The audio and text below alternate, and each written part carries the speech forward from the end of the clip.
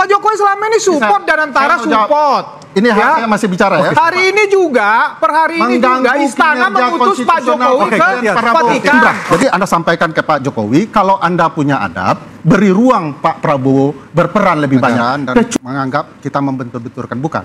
Anda sedang melanggar adab ketatanegaraan dan Anda menuduh orang yang menjelaskan itu sebagai upaya membentur-benturkan. Inilah yang terjadi ketika seorang relawan yang hanya dibekali modal nekat dan asal berani berbicara, berdebat dengan pakar. Ya, Freddy Alex Damanik adalah Wakil Ketua Umum Relawan Projo atau Pro Jokowi, relawan yang dibentuk untuk membela kepentingan Jokowi baik pada masa pencalonan sebagai calon presiden maupun ketika Joko Widodo sudah menak dan menduduki jabatan sebagai presiden. Salah satu tugas mereka adalah melakukan pembelaan terhadap Joko Widodo ketika sedang dikritik, baik dalam acara debat maupun pembelaan di media sosial. Para relawan ini akan melakukan cara apapun dengan membentuk berbagai narasi dan opini untuk selalu memberikan kesan bahwa Joko Widodo seolah memang orang baik. Sayangnya, dalam berbagai debat, argumen yang mereka pakai terkadang hanya sekedar asal bunyi, berbicara berapi-api penuh semangat, tetapi isinya kosong. Berikut momen ketika seorang relawan Jokowi dengan penuh semangat membela Jokowi di acara debat, namun kemudian terdiam kaku tidak bisa melakukan pembelaan ketika pakar hukum tata negara memberikan pandangan ilmiahnya. Pak Jokowi memang gayanya tidak sama dengan presiden-presiden sebelumnya. Saya bilang, ya, Presiden SBY punya gaya sendiri, Presiden Megawati punya gaya sendiri, Presiden Prabowo punya gaya sendiri. Ya Pak Jokowi gayanya memang selalu dekat dengan rakyat, bersentuhan. Tidak, kita lihat, ada nggak gaya presiden yang lain seperti itu? Tidak, itu gayanya beliau, itu hidupnya beliau, itu yang pertama.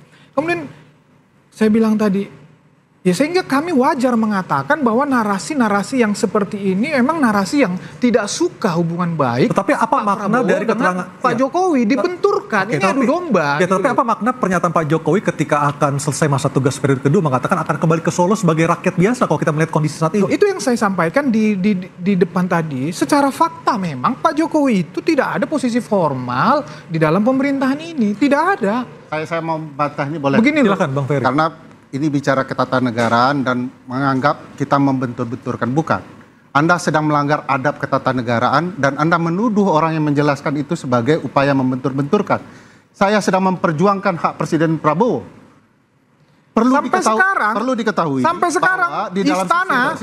sekarang Istana maupun Pak Prabowo tidak pernah keberatan tentang apa yang dilakukan Pak Jokowi. Tanda tanya besarnya. Sampai sekarang Istana menyikapi baik tentang silaturahmi tersebut. Makanya saya bilang, ini penjelasannya ya, bahwa dalam sistem presidensial, Bang Ferdi, bahwa kekuasaan presiden itu adalah mempersuasi orang.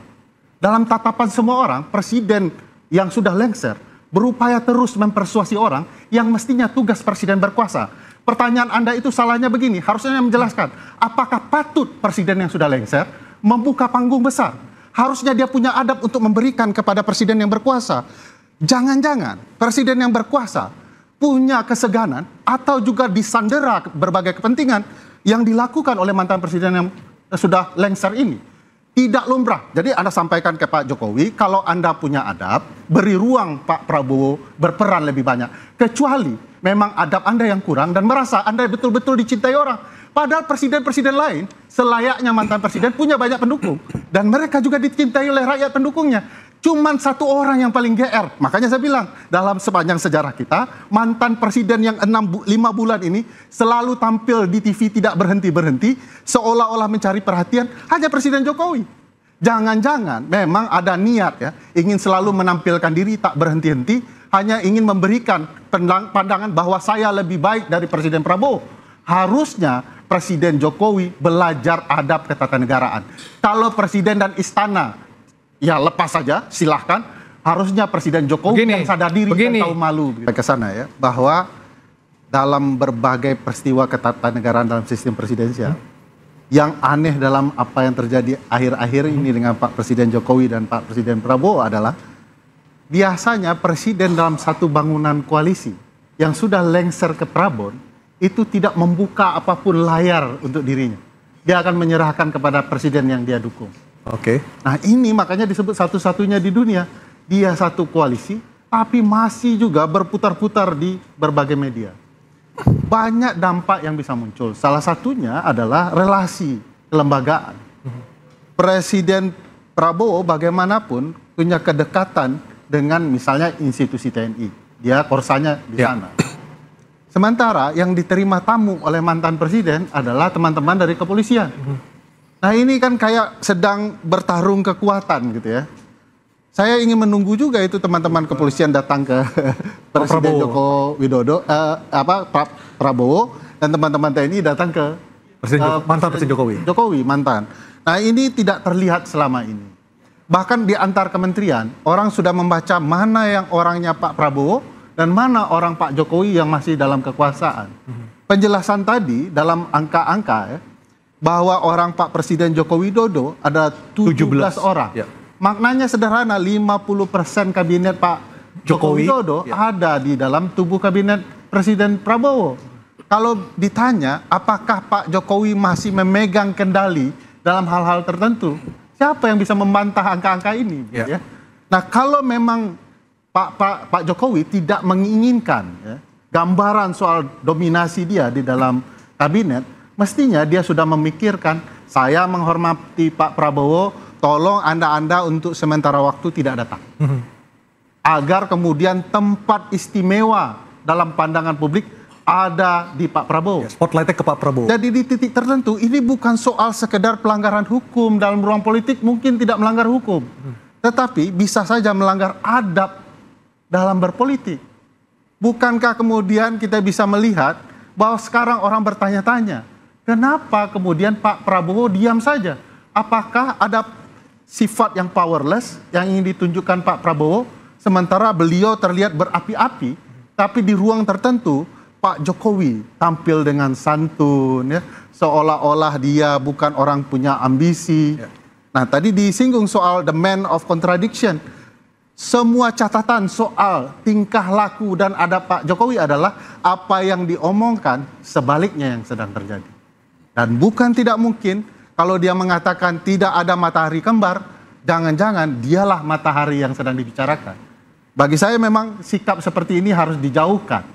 Ini pembelajaran ketatanegaraan dan tradisi ketatanegaraan bagi kita semua.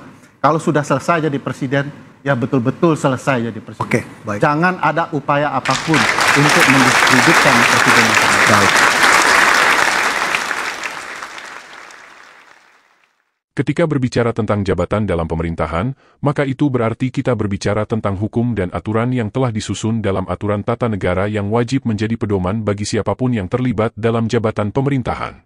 Sistem tata negara kita sudah mengatur bahwa dalam satu kali masa jabatan, hanya ada satu presiden.